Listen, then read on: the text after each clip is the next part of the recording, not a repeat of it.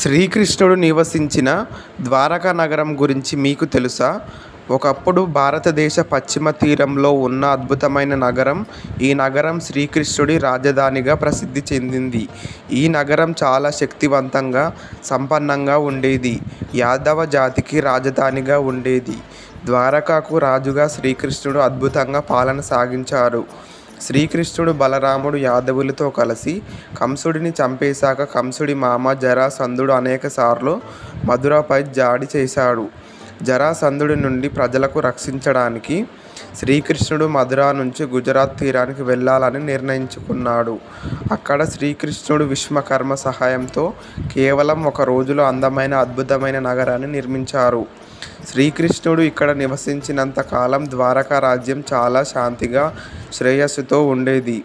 కానీ శ్రీకృష్ణుడు తన భూలోక వాసాన్ని ముగించిన తర్వాత, అంటే ఆయన వైకుంఠానికి తిరిగి వెళ్ళిన తర్వాత, అద్భుతమైన నగరం చిరకాలంలోనే సముద్రంలో మునిగిపోయింది.